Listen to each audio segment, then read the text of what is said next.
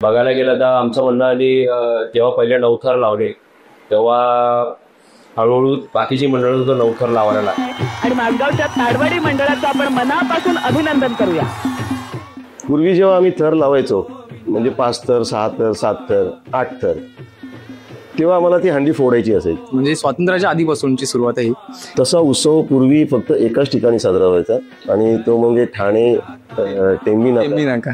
धर्मवीर आनंद दिघे साहेबांचा सुद्धा तुम्हाला सहवास लाभलेला आहे. दहीहंडी हा खेळ आपला एक रफ अँड टफ हे आहे. त्यामध्ये थोडं इंजुरीज पण होतं, पण त्या रिकवर होण्यासाठी आपण फिट असणं खूप गरजेचं आहे. बरोबर. प्रॅक्टिस करणं दहीहंडी ह्या सणाला किती महत्वाचं आहे ते मला वाटतं माझगाव ताडवाडी गोविंद पथकाकडूनच सुरू झालेली ही प्रथा असं आहे. केव्हा हे सगळं म्हणजे पब्लिकली महिला सुद्धा पुढे येऊ लागल्या या खेळांसाठी.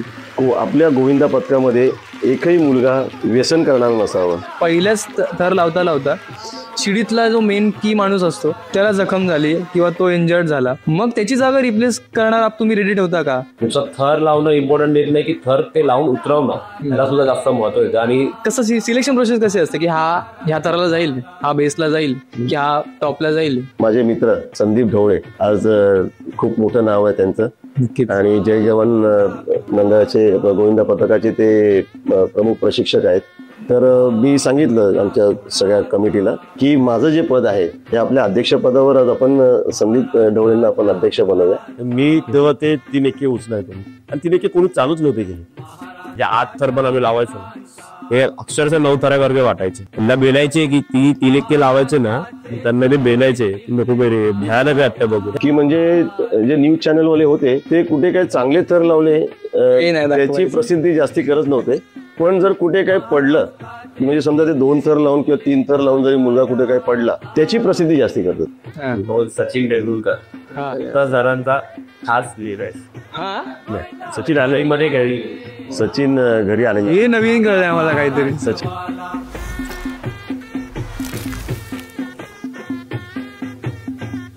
नमस्कार मित्रांनो, मी प्रणित मांडवकर तुमच्या सगळ्यांचं स्वागत करतो आपल्या नवीन पॉडकास्टमध्ये. आणि आज आपण ऑफ फ्रेम पॉडकास्ट शूट करण्यासाठी ऑन फील्ड आलेलो आहोत. ते तुम्ही आता टायटल आणि थंबनेलमध्ये पाहिलंच असाल कोणाकडे आपण आलेलो आहोत. आपण आलेलो आहोत माझगाव ताडवाडी गोविंदा पथकाच्या आपल्या प्रशिक्षकांकडे. त्यांचे मुख्य प्रशिक्षक आपले अरुण पाटील सर आणि त्यासोबतच आपले दर्शन नागटी सर इथे सभासद, ते सुद्धा इथे हजर आहेत. आणि जास्त वेळ मी वाया नाही घालवते कारण की यांचा इतिहास, यांचा जे काही पौच आहे ती, यांचा थर कोणता आहे तो सगळ्यांना माहिती आहे. आणि त्याबद्दल जास्त सांगण्याची गरज नाही कारण की आधीच्या पॉडकास्टमध्ये लोकांनी हे सगळं कव्हर केलेलं आहे. सो आपण लगेचच पहिल्या प्रश्नाकडे. सर, माझगाव ताडवाडी गोविंदा पथकाची सुरुवात कशी झाली? माझगाव ताडवाडी दक्षिण विभाग सार्वजनिक गणेशोत्सव मंडळ हे आमच्या मंडळाचं नाव आहे. आणि ह्या मंडळाची स्थापना 1946 साली झाली, म्हणजे स्वातंत्र्याच्या 1 वर्ष अगोदर. आणि तेव्हा जे मेंबर्स होते, म्हणजे मेंबर्स नाही म्हणता येणार मी, ते त्यांना फाउंडर मेंबर म्हणेल.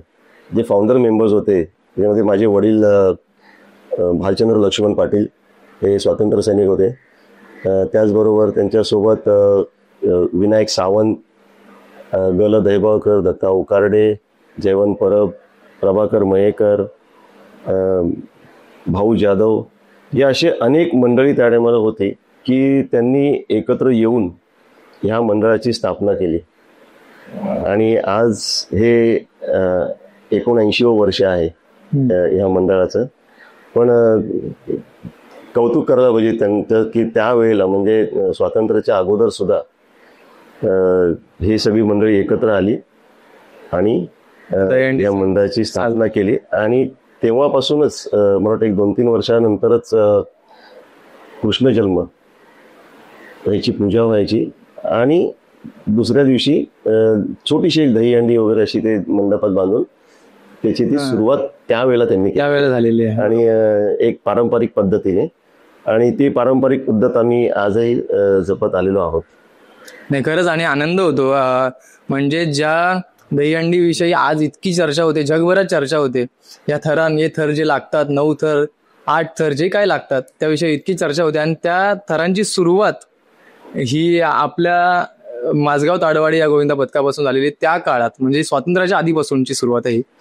सर, तुम्ही जसं म्हणालात आता तुमचे वडील हे स्वातंत्र्य सैनिक होते, तर कुठेतरी आम्हाला तुमच्यात ती ऊर्जा त्यांची दिसते की ती उमेद, ती ऊर्जा, तुम्ही कधी न हारण्याची तुमची ताकद, तीच आम्ही ते असं म्हणायला आम्ही वावगं ठरणार नाही. आणि एकतर आम्हाला एक असा बेस ऐकून घ्यायचा आहे की सगळ्यांना माहिती आहे की तुमचे तेव्हापासूनचा सगळा हा गोविंदा पथक आहे आणि तेव्हापासून सगळ्या चालत आलेल्या गोष्टी. तुम्हाला केव्हा वाटलं, तुम्हाला मनापासून असतं ना की आपण एक पिढीचा तर असतंच की बाबा आता करूया, पण एक तुम्हाला मनापासून केव्हा वाटलं की आता करूया, आपण करायलाच पाहिजे त्या गोष्टी, हा सण जो आहे तो साजरा केलाच पाहिजे आणि आपण प्रशिक्षक म्हणून पुढे यायला पाहिजे, कधी केव्हा वाटलं तुम्हाला? मला असं वाटतं की साधारण एक 12-14 वर्षाचा वय असेल तेव्हापासून ह्या दहीहंडीचा जो उत्सव आमचा साजरा होतो त्याच्यामध्ये मी अगदी सक्रिय भाग घेत होतो. पण तेव्हा कसं होतं ना की शिस्त नाही, प्रॅक्टिस नाही. आणि दहीहंडीच्या दिवशी आम्ही सगळे मंडळाचे जे काय मोठे कार्यकर्ते, त्यांची आम्ही मुलं आणि थोडी मोठी कार्यकर्ते, आम्ही असे एकत्र मिळून आम्ही निघायचो.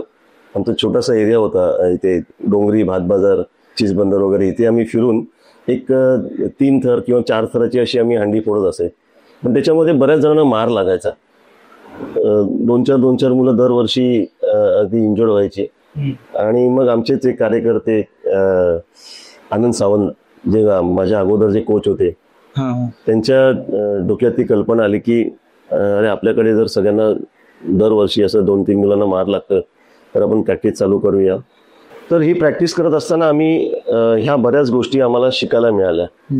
शिस्त आली, कसं कुठे उभं राहायचं वगैरे, ह्या बऱ्याच गोष्टी आम्हाला शिकायला मिळाल्या. आणि तेव्हापासून आम्ही हे जे 5 थर, 6 थर, 7 थर, 8 थर, आणि सगळ्यांना माहिती आहे की आम्ही 9 थरापर्यंत पोहोचलेलो. 9 थराचा विक्रम सुद्धा आम्ही ह्या मंडळानेच केला पहिला 2008 साली. आणि तेव्हा मी एक खेळाडू म्हणून होतो. पण 2006 मध्ये आमच्या मंडळाचे अध्यक्ष आदरणीय यशवंत जाधव साहेब यांनी 2006 मध्ये प्रशिक्षकाची जबाबदारी ही माझ्या खांद्यावर दिली. आणि जसं मी खेळाडू म्हणून जेव्हा होतो, 2006च्या अगोदर मी एक खेळाडू म्हणून होतो, तेव्हा मी माझ्यावर जी काय जबाबदारी होती, म्हणजे 5व्या थरावर वगैरे उभं राहून 3 एक्के वगैरे जे घ्यायचे, तर ती सवय तेव्हापासून होती. म्हणजे एखादी जबाबदारी आपल्या खांद्यावर असेल तर ती पूर्णपणे 100% व्यवस्थितरित्या पार पाडायची. तर ती एक सवय होतीच मला. आणि त्याच्यानंतर 2006ला जेव्हा ही जबाबदारी माझ्यावर दिली प्रशिक्षकाची, तेव्हा तीही जबाबदारी मी माझ्या खांद्यावर अगदी 100% घेतली आणि व्यवस्थितरित्या मी पार पाडत आलेलो आहोत. गणरायाच्या कृपेने आजपर्यंत सगळं काही व्यवस्थित चाललेलं आहे. प्रशिक्षक म्हणून जे काही मला लक्ष द्यायला पाहिजे सरावाकडे, प्रॅक्टिसकडे, ते अगदी व्यवस्थितरित्या प्रॅक्टिसकडे मी लक्ष देतो आणि मुलं चांगली प्रगती करत आहेत. नाही, नक्कीच आम्ही प्रशिक्षक म्हणून तुमची वाटचाल आम्ही पाहत आलेलोच आहोत. पण एक जेव्हा तुम्ही गोविंदा होतात त्यावेळेला प्रशिक्षकाच्या हाताखाली जेव्हा आपण एक प्रशिक्षण घेत असतो त्यावेळेचं दडपण आणि आता जेव्हा तुम्ही प्रशिक्षण देत असता गोविंदांना, तेव्हा तुम्हाला काय एक भावना असते की त्यावेळेला आपल्याला असे जर द्यायचे का प्रशिक्षण? जेव्हा मी खेळाडू होतो तेव्हा मला कसलं दडपण नसायचं. कारण मला फक्त एवढं माहिती होतं की मला ज्या जागेवर जाऊन उभं राहायचं आहे, मला 5व्या थरावर जाऊन उभं राहायचं आहे आणि माझ्या खांद्यावर दोघांना उभं करायचं आहे. म्हणजे जे 3 एक्के जे त्या टायमाला खूप फेमस झाले होते, लोक बघायला यायची, तर ते मी जेव्हा करायचो तेव्हा मला कसलं दडपण नसायचं. तर मला एवढंच माहिती होतं की मला ह्या मुलाच्या नंतर मला जायचंय, वर बसायचंय. 2 जण आले वर, दोघांचं तो वजन जवळजवळ त्या टायमाला 115-116 kg होतं. बापरे. ते उचलायचंय, उभं करायचंय आणि परत त्यांना बसवायचं आहे. आणि त्यावेळेला हे दडपण नव्हतं. पण आता जेव्हा मी प्रशिक्षक म्हणून जेव्हा काम करतो तेव्हा खरोखर दडपण येतं. कारण जेव्हा मला खालून मी जेव्हा बघतो आणि काही वेळेला प्रॅक्टिसच्या टायमाला जेव्हा कधी मुलं खूप कमी असतात आणि मग जेव्हा ते थर लावायचे असतात, तर ते 5 थर असो किंवा 6 थर असो, पण ते लावल्यानंतर धरायला काही वेळेला मुलं नसतात. बरोबर. मग त्या टायमाला दडपण येतं आणि प्रशिक्षक म्हणून दडपण येतं, पण एक खेळाडू म्हणून जेव्हा होतो तेव्हा माझ्या मनामध्ये अगदी अजिबात दडपण वगैरे नसायचं. त्यामुळे नंतर मध्ये जबाबदाऱ्या पडल्या ना सगळ्या खांद्यावर. त्या जबाबदाऱ्या खांद्यावर पडल्या. बरोबर. त्यावेळेला ते 3 जण जे वरचे होते त्यांची जबाबदारी होती, आता सगळे जे थरात उभे आहेत त्यांची जबाबदारी तुमच्यावरती आहे. आणि आता आपण दर्शन दादाकडे वळूया. दर्शन दादा, आता तुम्ही आम्हाला हे सांगा की तुम्ही कोणत्या थरात असता आणि तुम्ही कशा प्रकारे ते एक्झिक्युट करताय आहात आता दहीहंडीमध्ये? मी माधगाव दक्षिण विभाग सार्वजनिक गणेशोत्सव मंडळामध्ये एक्क्यांमध्ये असतो. मी आता 4 एक्के उचलतो आणि सुरुवात माझी झाली 2008 पासून. मी लहानपणापासूनच या पथकामध्ये आहे. तर माझे वडील या पथकाचा एक पक्का हिस्सा होते का थरामध्ये असायचे आणि त्यांना बघूनच मी या पथकामध्ये सुरुवात केली आहे. तर लहान असतानाच अरुण सरांनी, गणेश सरांनी आम्हाला एक आमच्यावर नजर ठेवली होती की या मुलांना आम्ही लहानपणापासूनच थोडी ट्रेनिंग दिली तर ही फ्युचरमध्ये ही मुलं एके उचलू शकतो. लहानपणी आम्ही शेवटला एक ट्राय मिळायची आणि स्टार्टिंगला एक ट्राय मिळायची. त्या एका ट्रायसाठी सुद्धा आम्ही खूप उत्सुक असायचो आणि असं करता करता आम्हाला ते मुलं आमच्या प्रशिक्षकांनी आम्हाला घडवलं तर त्याचा फायदा आता आम्हाला होतोय. आणि आज मी या मंडळामध्ये 4 एक्के उचलतो. तर ह्या गोष्टीचा मला अभिमान तर आहेच, पण मला त्याहून मोठी गोष्ट ही वाटते की मी इतक्या मोठ्या मंडळाचा एक गोविंद आहे. ह्या गोष्टीची मला अभिमान वाटतो. नक्कीच नक्कीच, याचा अभिमान वाटायलाच हवा. आणि आम्हाला पहिलं मेन ह्या गोष्टी जाणून घ्यायच्या आहेत की आता आपण या चॅनलवरती ऑफरिंग गोष्टी चर्चा करणार आहोत.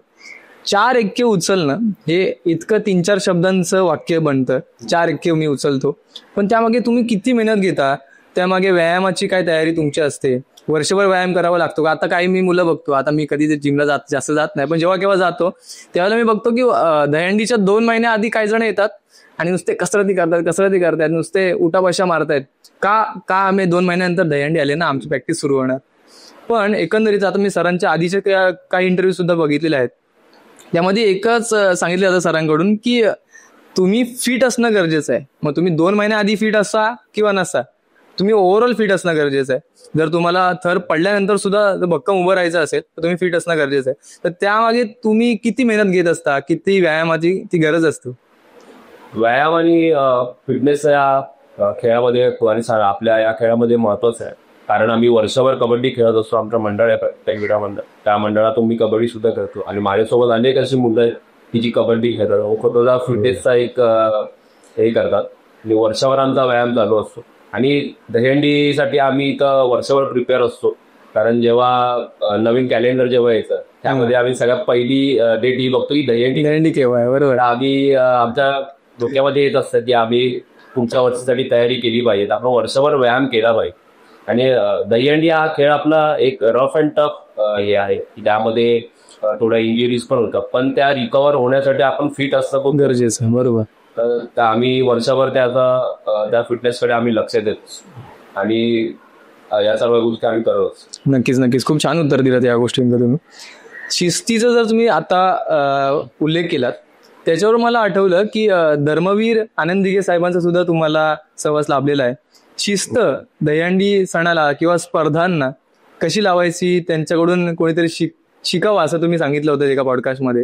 तर ते कसं होतं, म्हणजे त्यांची शिस्त काय लेवलची होती ते तुम्ही सांगा. अगदी सुरुवातीला मी असं सांगेल की जो उत्सव आज बऱ्याच ठिकाणी मोठ्या प्रमाणामध्ये साजरा होतो, तसा उत्सव पूर्वी फक्त एकाच ठिकाणी साजरा व्हायचा आणि तो म्हणजे ठाणे टेंबी नाका कैलासवासी धर्मवीर दिघे साहेबांच्या या दहीहंडीच्या इथे. आणि तिथे जी काही शिस्त पाहिली आम्ही, त्याच्या अगोदर मी तुम्हाला सांगेल की तिथे आम्ही सलग 6 वर्ष आम्ही ती हंडी फोडली, डबल हॅट्रिक केली.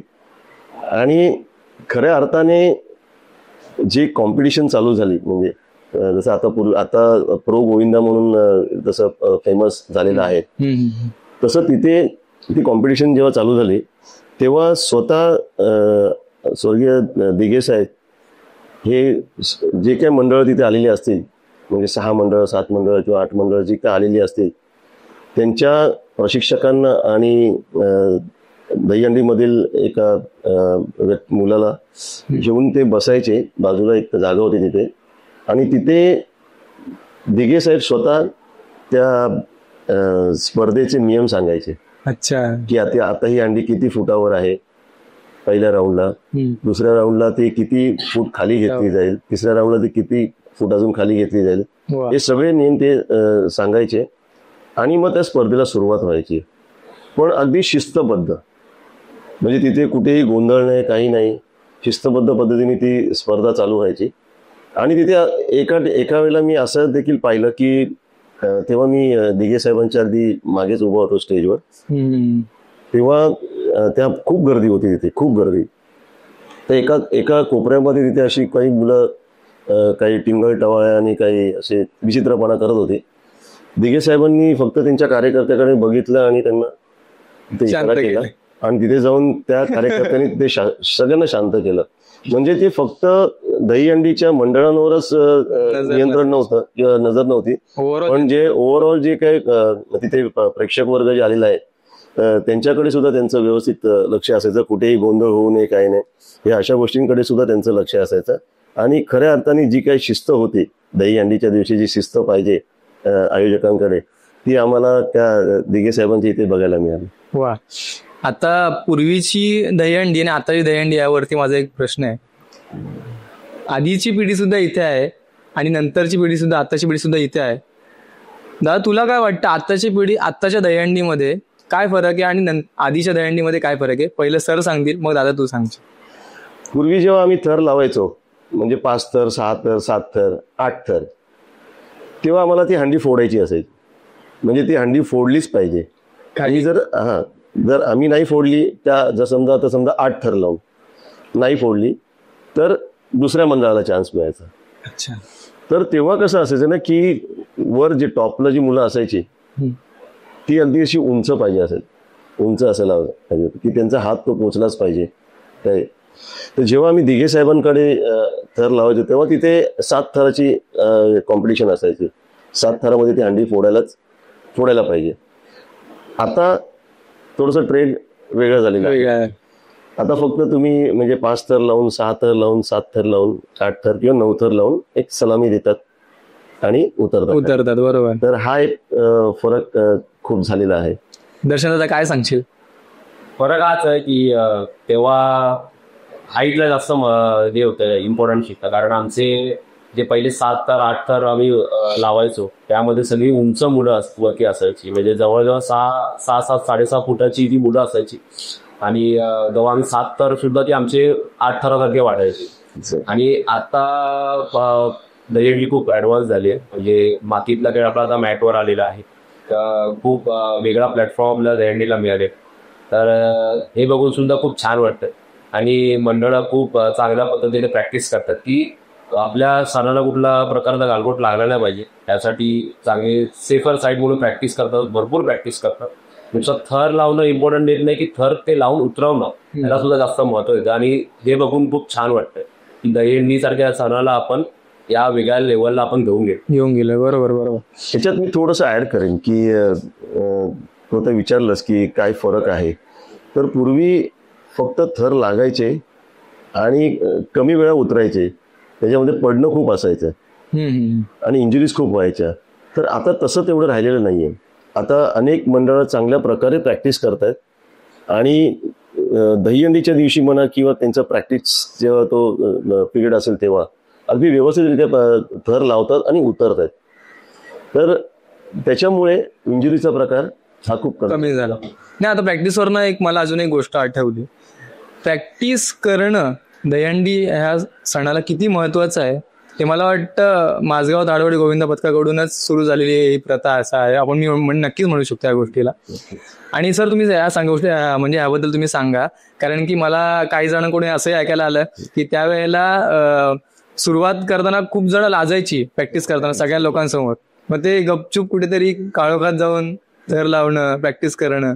मग हळूहळू ते प्रॅक्टिसचं एवढं लोकांना ते कळलं की प्रॅक्टिसचं महत्व सगळीच लोक आता फॉलो करतायत. सगळेच गल्ली गोळ्यांमध्ये प्रॅक्टिस करतायत, काही झालं तरी थर लावणे.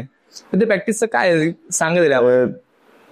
मी अगोदरही बऱ्याच वेळा सांगितलं असेल पण पुन्हा तुम्हाला सांगतोय ते की मुलं जेव्हा पडायची 3-4 थर लावताना, फक्त 3-4 थर, जास्ती पण नाहीत, त्याच्यामध्ये इंजुरीज व्हायच्या ना. ह्या इंजुरीज बंद होण्यासाठी आमचे आनंद सावंत जे माझे अगोदरचे कोच होते त्यांनी प्रॅक्टिस करूया असं सांगितल्यानंतर ते थोडं आम्हाला वेगळं वाटलं, कारण कधीच कोणी केली नव्हती प्रॅक्टिस, म्हणून आम्हाला ते लाजल्यासारखं वाटत होतं आणि ते कोणी बघू नये आम्ही प्रॅक्टिस करताना, म्हणून आम्ही आमची महानगरपालिकेची शाळा आहे त्याच्या मागच्या साईडला एका काळोखात जाऊन आम्ही प्रॅक्टिस करायचो.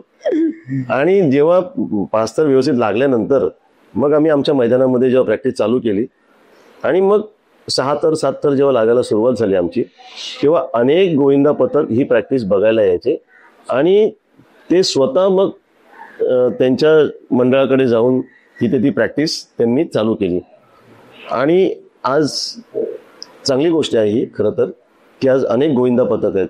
मी आज बऱ्याच ठिकाणी मला बोलवलं जातं, तर तिथे म्हणजे महिला गोविंदा पथक असो किंवा काही छोटी छोटी मुलं असतात की शाळेतली वगैरे, जी 5 थर 4 थर 6 थर हे लावतात, त्याची सुद्धा खूप प्रॅक्टिस करतात. तर कालच एका फंक्शनला होतो मी, ग्रो गोविंदा म्हणून वडाळ्याला, तर तिथे सुद्धा एक मंडळ असं होतं की त्यांनी त्या मुलांनी 6 थर लावले, पण ती सगळी मुलं मला ना शाळेतली दिसत होती अगदी, म्हणजे 6 थर 14-15 वर्षाची अशी सगळी मुलं होती, सगळी अशी बारीक आणि व्यवस्थित. पण त्या मुलांनी खरोखर खूप चांगली प्रॅक्टिस केली असावी, कारण त्या थर जेव्हा त्यांचे 6 थर लागले त्या अगदी व्यवस्थितरित्या त्यांनी लावले आणि उतरले.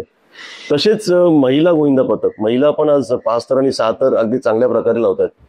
तर त्या मुली सुद्धा खूप चांगल्या प्रकारे आज सराव करतायत त्या दहीहंडीचा, आणि महिलांचं सुद्धा एक चांगला आज एक वर्चस्व या दहीहंडीवर त्यांनी बसवलेलं आहे. तुम्ही तर ते ती बदलती जनरेशन बघितलीच आहात तुमच्या काळापासून ते आताच्या काळापर्यंत. केव्हा हे सगळं म्हणजे पब्लिकली महिला सुद्धा पुढे येऊ लागल्या या खेळांसाठी? होतं म्हणजे खूप वर्षापूर्वी अगोदर गोरखनाथ म्हणून एक कुर्ल्याचं एक मंडळ होतं, मला वाटतं साधारण आठवते मला, बालवीर आणि गोरखनाथ ह्या काही मंडळांची महिलांची एक टीम होती असं ऐकण्यात येते बरेच वर्ष. आणि आता तर मला वाटतं साधारण नाही म्हटलं तरी 2000 किंवा 2012-13 मला असं वाटतं 12-13 वगैरे असेल ना, तेव्हापासून अनेक गोविंदा पथक, महिला गोविंदा पथक पुढे येऊ लागलेले आहेत. आणि आज बऱ्याच ठिकाणी म्हणजे महिलांचे गोविंदा पथक हे चालू झालेले आहेत आणि खूप चांगल्या प्रकारे या महिला प्रॅक्टिस करतात आणि आतापर्यंत 6 थरापर्यंत पोहोचलेले आहेत. पण सांगता येत नाही, यावर्षी सुद्धा 7 थर सुद्धा लागून नवीन विक्रम सुद्धा या महिला करतील, 7 किंवा 8 थरांचा.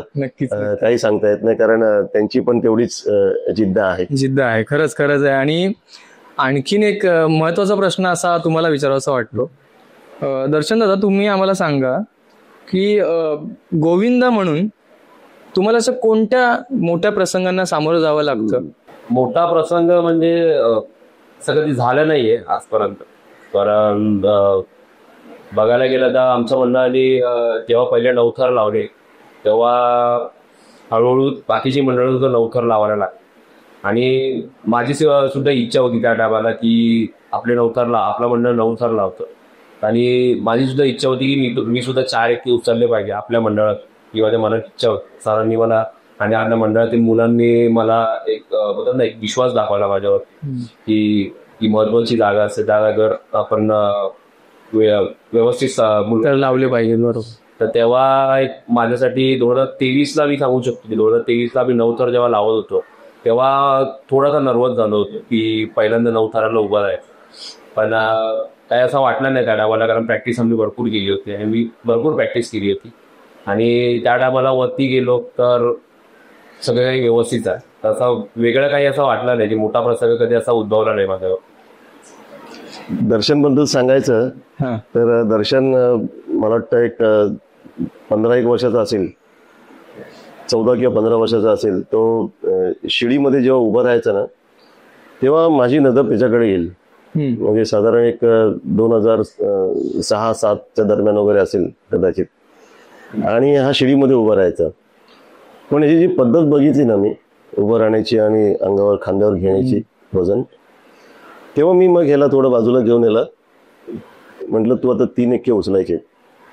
आणि मी याला पहिली ट्राय माझगाव सर्कलला दिली. आमच्या ते सेंटेक्स दहीहंडीच्या वेळेलाच दहीहंडीच्या दिवशी 5 थरच होते. 5 थर होते आणि याला सांगितलं की तुला इथे 3 एके उचलायचे आहेत. आणि पहिल्यांदा तेव्हा मी त्याला तिथे ती ट्राय दिली आणि दर्शननी ती व्यवस्थितरित्या अगदी सक्सेसफुल केली. 3 एके उचलून. मला वाटतं माझ्याकडे ती व्हिडिओ किंवा तो फोटो सुद्धा असेल तेव्हा जेव्हा ते उचलले त्यावेळेचे. कारण मला माझा एक नजरच असायची, व्ह्यू असायचा असं की कुठली मुलं आपली कुठे चांगली दिसत आहेत शिडींमध्ये वगैरे कुठे उभे राहणारे, त्यांना आपण थोडं बाजूला घेऊन त्यांना वेगळी ट्रेनिंग देऊन. आणि तेव्हा त्यांनी 3 एके दर्शननी उचलले. पण त्याच्यानंतर मग मी सांगितलं ना की 2006ला जेव्हा प्रशिक्षक झालो मी, तेव्हा त्याच्या अगोदर मी स्वतः 3 एके उचलायला सुरुवात केली होती अगोदर. म्हणजे 1985ला मी चालू केलं ना, तर सध्या 89ला वगैरे असे 3 एके. तर मग मला असं वाटतं की माझ्याकडे जी मुलं आहेत त्यांनी आता फक्त 3 एक्यांवर नाही थांबायचं, त्यांनी आता 4 एके. आणि मग मी ती 2007 पासून सुरुवात केली. आमच्याकडे लहू पाटील, दर्शन पाटील, संदीप पाटील, नंतर किरण म्हात्रे, अशी अनेक मुलं तयार झाली. त्याच्या पाठोपाठ आमचा आता दर्शनही चांगला उचलतोय आणि अगदी 100% तो या जागेला न्याय देतोय. आता सर तुम्ही जसं सांगितलात की हा दादा आपला जो होता शिडीमध्ये उभा राहायचा आणि त्याच्यावर तुमची नजर गेली, जसं की आमचं पण असतं आर्टिस्ट लोकांचे एक ऑडिशन होते, याला बाबाचा रोल, हिला आईचा रोल, हिला मुलाचा रोल, असं काही ऑडिशन होते. तर जेव्हा तुमच्याकडे अशी काही 50-100 जण येतात तेव्हा तुमची नजर अशी कसं सिलेक्शन प्रोसेस कशी असते की हा ह्या थराला जाईल, हा बेसला जाईल की हा टॉपला जाईल, कोणता मुलगा कुठे प्लेस करायचा हे कसं? मला ह्याला जसं मी सिलेक्ट केलं तसंच दर्शन पाटील, ज्याला मी प्रेमाने बबलू म्हणतो, दर्शन पाटील सुद्धा असं शिडीमध्येच असं उभं असायचं. पण त्याची ती पद्धत असते ना उभं राहण्याची जी शिडीमध्ये, त्याच्यावरून कळतं की हा मुलगा थरामध्ये चांगला उभा राहू शकतो. आणि मग त्यांना थोडंसं बाजूला घेऊन, त्यावेळेला मी प्रशिक्षक नव्हतो, प्रशिक्षक आनंद सावंत होते. मग मी त्या सरांना सांगितलं की सर हा मुलगा चांगला होता, मस्त उचलतो वगैरे, जी पद्धत चांगली आहे, टेक्निक चांगली आहे उचलायचं. मग तेव्हा आम्ही त्याला ती थोडं बाजूला घेऊन त्याला 3 एके वगैरे अशी सुरुवात केली होती. डायरेक्ट 4 एके पण 3 एके. पण मग नंतर 2006च्या नंतर मग मी त्या मुलांकडे फुल फ्लेशने अगदी 4 एके त्यांना व्यवस्थित उचलायला लावले आणि ते व्यवस्थितरित्या ती लोक सगळे उचलायला लागले. माझं ॲज अ कोच म्हणून अशाच मुलांकडे लक्ष असतं की छोटी छोटी मुलं जी आहेत ना त्यांच्याकडे थोडं लक्ष देऊन त्यांना आता जर आपण ट्रेनिंग दिली सुरुवातीला ग्राउंड लेवलला, तर ही मुलं पुढे जर तयार झाली तर ते 15-20 वर्ष किंवा 20-25 वर्ष त्यांच्याकडे बघायला लागणार नाही. फक्त त्या मुलांना कोणताही व्यसन लागता कामा नये. बरोबर. कारण जर एखादं कुठलं व्यसन लागलं तर ती मुलं लवकर म्हणजे फिजिक त्यांचं तेवढं त्यांना साथ देणार नाही आणि मग ती थरामध्ये किंवा शिडीमध्ये कुठेच उभी राहू शकणार नाहीत. तर मी नेहमी मुलांना हेच सांगत असतो की तुम्ही ह्या काही व्यसनांपासून, जे काही मद्यपान वगैरे करतात, या व्यसनांपासून दूर राहा, तर तुम्ही हा खेळ अगदी व्यवस्थितरित्या खेळू शकता. आणि मी तुमच्या ह्या माध्यमातून मी अनेक मंडळांना सुद्धा हेच सांगेन की आपल्या गोविंदा पथकामध्ये एकही मुलगा व्यसन करणार नसावा. कोणतंही मद्यपान म्हणा किंवा ते जे काही गुटखा वगैरे जरी खाऊन असतात ना मुलं, तसं पण काही करू नका.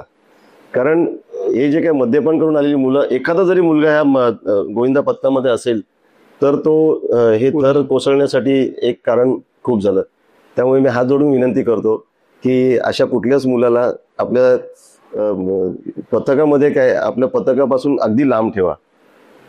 जसं तुम्ही सांगितलं सर, एखादा जरी मुलगा ढासळला तर अख्खा थर कोसळतो. तर तसंच म्हणजे एखादी समजा काही घटना घडते, जेव्हा तुमच्यात असं नाही, प्रत्येक गोविंदा पथकासोबत एखादी घटना कधी घडली, समजा आज पहिलाच थर लावायला गेले दहीहंडीच्या दिवशी आणि पहिल्याच थर लावता लावता शिडीतला जो मेन की माणूस असतो त्याला जखम झाली किंवा तो इंजर्ड झाला, मग त्याची जागा रिप्लेस करणार तुम्ही रेडी ठेवता का दुसरा माणूस, की मग त्यावेळेला तुमचं प्रसंगावधान काय असतं? नाही, असे प्रसंग आमच्याकडे झालेले आहेत. मी तर म्हणेल की गेल्या वर्षीच झालं.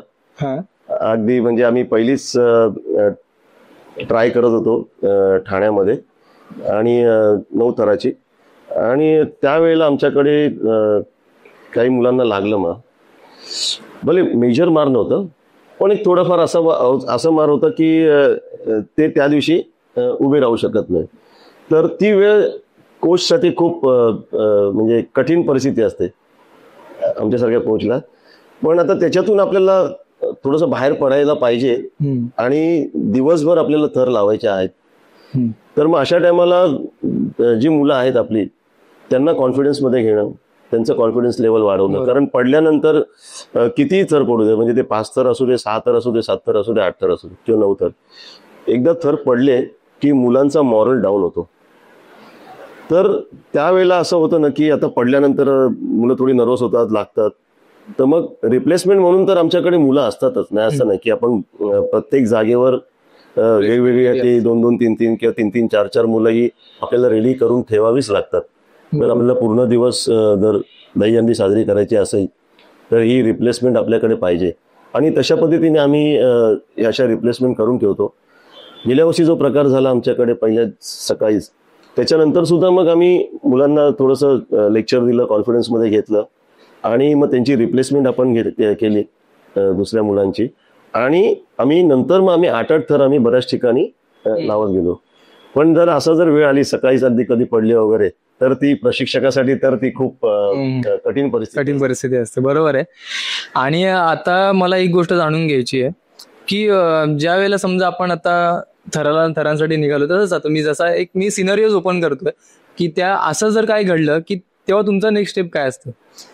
जसं की पहिल्यांदाच आपण थर लावतो आणि त्यात तो थर लावून आपण निघालो आणि अगदी कानामागे आपल्याला न्यूज चॅनल्सचे वगैरे येत आहेत की हा इथे इंजर्ड झाला किंवा इथे पहिलं असं खूप यायचं डेट झाला. तर तेव्हा तुमचे असे कधी पाय डगमगले का?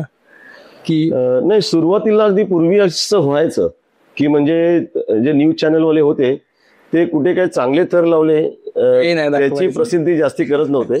पण जर कुठे काही पडलं की म्हणजे समजा ते 2 थर लावून किंवा 3 थर लावून जरी मुलगा कुठे काही पडला, ती जी काय ऍक्सिडेंट जो काय होतो म्हणजे त्या दिवशी त्याची प्रसिद्धी जास्ती करतात, जास्ती हायलाइट करतात. तर तेव्हा असं व्हायचं, पूर्वी असं व्हायचं. त्याच्यामुळेच काही संस्था या कोर्टात गेल्या, दहीहंडीच्या अगेन्स्ट कोर्टात गेल्या आणि ती केस जवळजवळ फक्त मुंबई हायकोर्ट पुरता नाही झाली, राहिली तर ती अगदी सुप्रीम कोर्टापर्यंत गेली ती केस.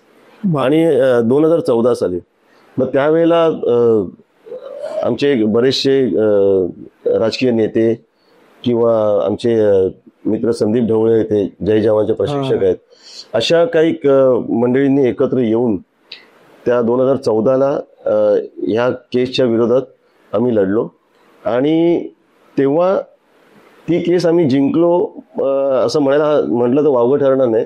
पण आमच्यावर काही निर्बंध आले, म्हणजे तू हार्नेस म्हणा, हार्नेस लावणं कंपल्सरी झालं, खाली मॅट अंतरणं कंपल्सरी झालं.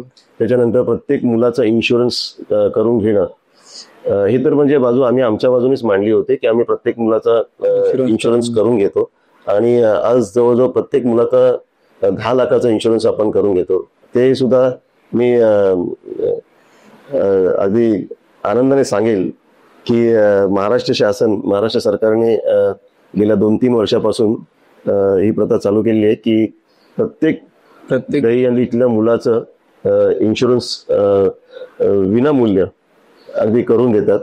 आणि गेल्या वर्षी माझ्या माहितीप्रमाणे जवळजवळ 75 ते 80 हजार मुलांचं विमा सरकारने काढून दिलं आणि ह्या वर्षी जवळजवळ 1.5 लाख मुलांचा विमा महाराष्ट्र सरकारने काढून दिलेला आहे. तर ह्या ज्या काही अशा गोष्टी असतात त्या फॉलो कराव्या लागतात आणि त्याच्यामुळे आपली मुलं ही अगदी थोडी स्थिर होतात, त्यांना थोडासा आधार मिळतो थोडासा आपल्या मागे कोणतरी उभा आहे. तुमचं प्रशिक्षकाचा रोल तर आम्हाला अगदीच कळतोय, आम्हाला तो जाणवतो सुद्धा आहे तुमच्या बोलण्यातून. दहीहंडी असोसिएशन महाराष्ट्राचे तुम्ही अध्यक्ष सुद्धा आहात एका बाजूला, तर तो रोल तुम्ही कसा पार पाडता? तिकडे तुमचं काय काम असतं किंवा तिकडे तुम्ही कितपत लक्ष देऊन असता? नाही, मी दहीहंडी असोसिएशन महाराष्ट्र या संस्थेचा मी अध्यक्ष होतात. हो. आत्ता एक दीड आठवडा झाला असेल किंवा 10-15 दिवस झाले असतील. आम्ही हे सगळं काम करत असताना हे काम आम्ही चांगलं करतोय हे जेव्हा काही मंडळांना कळलं, तर माझे मित्र संदीप ढवळे, आज खूप मोठं नाव आहे त्यांचं, नक्कीच. आणि जय जवान मंडळाचे गोविंदा पथकाचे ते प्रमुख प्रशिक्षक आहेत. त्यांनी या दहीहंडी असोसिएशनमध्ये काम करण्याची इच्छा दर्शवली आणि आमच्या सेक्रेटरीनी सांगितलं, कमलेश भोईरनी मला, की संदीप ढवळेंना आपल्या दहीहंडी असोसिएशनमध्ये काम करायचं आहे. तर मग मी असा निर्णय घेतला अगदी क्षणातच, की जर संदीप ढवळेंना जर काम करायचं असेल आपल्याकडे, तर आपण त्यांना एक चांगलं मोठं पद देऊया. तर ते म्हणाले की कोणतं पद द्यायचं त्यांना. तर मी सांगितलं आमच्या सगळ्या कमिटीला असोसिएशनच्या, की माझं जे पद आहे, अध्यक्षपद आहे, हे आपल्या अध्यक्षपदावर आज आपण संदीप ढवळेंना आपण अध्यक्ष बनवूया आणि मी ह्या पदाचा मी राजीनामा देतो आणि बाजूला म्हणजे बाहेर नाही पडत आहे, पण मी राजीनामा देऊन मी त्यांना ह्या पदावर आपण बसवूया असं मी लगेच त्यांना तिथे सांगितलं. आणि मग आम्ही संदीप ढवळेंना बोलवलं आणि रीतसर त्यांना ही सगळी माहिती दिली आणि त्यांची आम्ही नियुक्ती केली अध्यक्ष म्हणून. दहीहंडी असोसिएशन च्या अध्यक्षपदी आम्ही संदीप ढवळेंची. यातून सर खरंच तुमची दूरदृष्टी किती असेल हे दिसून येतं. आणि आता पुढच्या प्रश्नाकडे मी वळतो, अगदी शेवटाकडे आपण वळत आहोत. एक निरीक्षक म्हणून तुम्हाला अजूनही अशा कोणत्या गोष्टी वाटतात की जिथे सरकार लक्ष देत नाहीये किंवा लक्ष दिलं पाहिजे सरकारने? अजूनही अशा कोणत्या गोष्टी आहेत का की इथे लक्ष दिलं पाहिजे सरकारने? आता सध्या तरी मी असं म्हणेल की सरकार चांगल्या पद्धतीने ह्या उत्सवाकडे, म्हणजे फक्त दहीहंडीच नाही तर आज अनेक उत्सव साजरे होतात आपल्या मुंबई महाराष्ट्रामध्ये. गणेशोत्सव म्हणा खूप मोठ्या प्रमाणे साजरा होतो. दहीहंडी तर होतेच होतं सगळीकडे. नवरात्र उत्सव, दीपोत्सव, असे अनेक उत्सव जे काय म्हणजे फक्त हिंदू धर्माचेच नव्हे तर इतर धर्मांचे सुद्धा जे काही उत्सव साजरे होतात त्यांच्याकडे सरकारचं अगदी चांगल्या पद्धतीने लक्ष आहे. जसं आता मी थोड्या वेळापूर्वी सांगितलं की सरकारने गेल्या 2-3 वर्षापासून प्रत्येक मुलाचं इन्शुरन्स करून घेण्याचा जे काही निर्णय घेतला ते सुद्धा चांगलं आहे. तर सरकारचं लक्ष आहे. फक्त माझी एक विनंती आहे आयोजकांना की दहीहंडीच्या दिवशी जे मुलं आज 2-3 महिने प्रॅक्टिस करून तिथे थर लावायला जेव्हा येतात तेव्हा त्यांना तिथे जास्त वेळ तात्काळ उभं ठेवू नका. कारण आयोजक काय करतात की त्यांचे जे काही इतर प्रोग्राम जे असतात म्हणजे डान्सचे प्रोग्राम वगैरे, काही नृत्य वगैरे असतात, तर ते जेव्हा कोण सेलिब्रिटीज वगैरे आले तर त्यांना तिथे जो काही 10-15 मिनिटाचा जो वेळ देतात ते 10-15 मिनिटं सुद्धा त्या दहीहंडीतल्या मुलांना खूप महत्वाचे की त्यांना तिथे तो टाइम वेस्ट करायचा नसतो. त्या दिवशी म्हणजे 10-15 मिनिटं सुद्धा वेस्ट करणं खूप कठीण असतं मुलांना.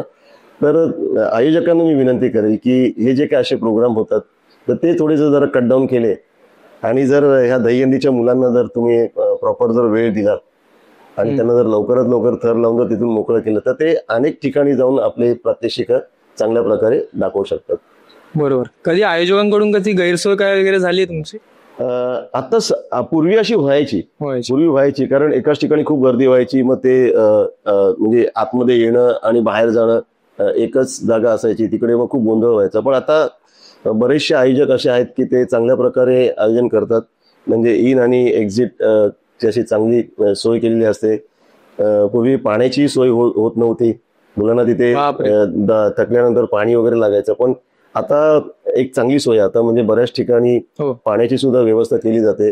म्हणजे अगदी काही भरून ठेवायला नको, ते छोट्या छोट्या बॉटल्स मिळतात, ते जे क्रेटच्या क्रेट अगदी दिले की त्या मुलांना सगळी पाणी वगैरे मिळतं.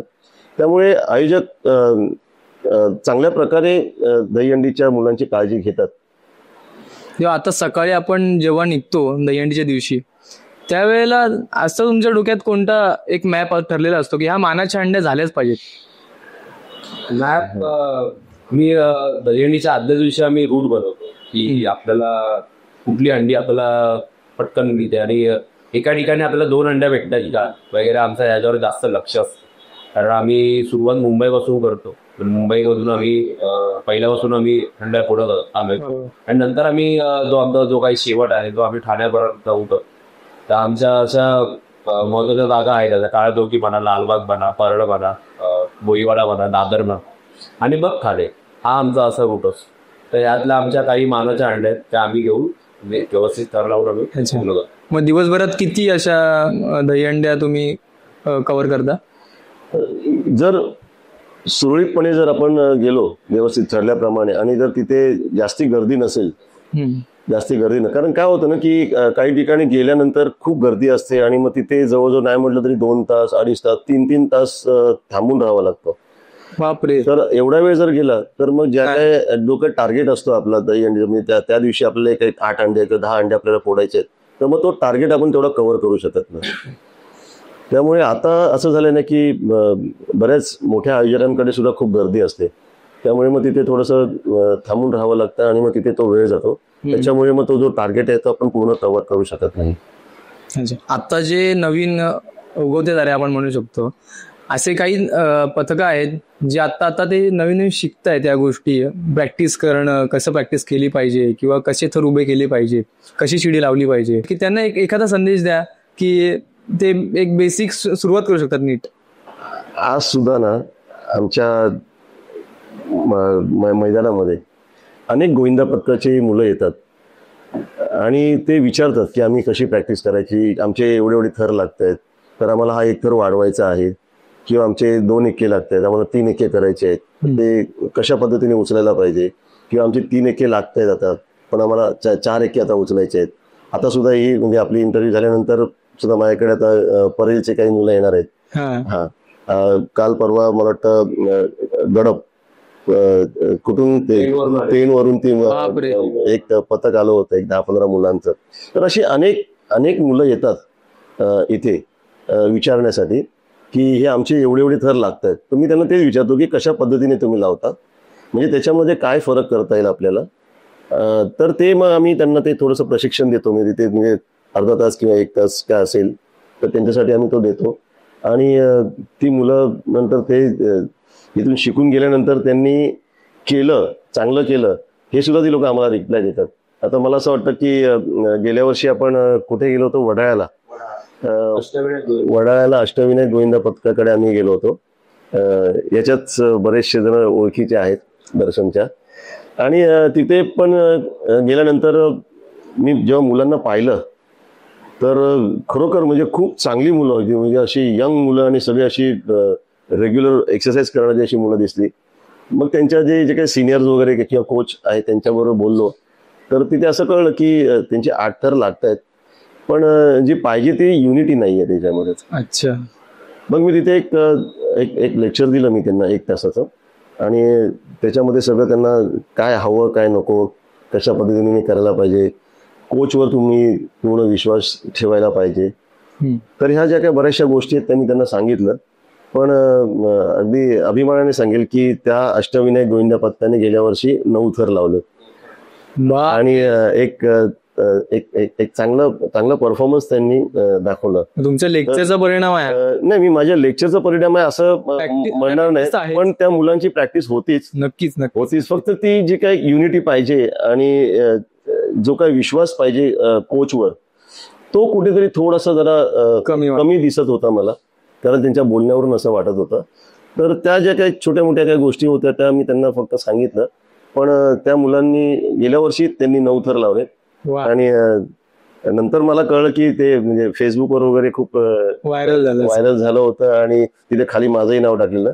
पण मी फक्त एक निमित्त होतो, पण त्या मुलांची खरोखर मेहनत खूप अगोदरपासून होती आणि त्यांनी चांगल्या प्रकारे त्याच्यानंतर सुद्धा त्यांनी चांगल्या प्रकारे केलं, प्रॅक्टिस केली आणि ते 9 थर लावून त्यांनी एक नवीन विक्रम केला. दर्शन, आताच्या काळातला तू आमच्यासोबत इथे आहेस. आताच्या काळात आपण खूप गोविंदा पथकं बघतो आणि त्यात अशी खूप गर्दींमध्ये आपल्या पथकाची अशी एंट्री होते आणि आपल्या पथकाचं इतकं मोठं नाव आहे.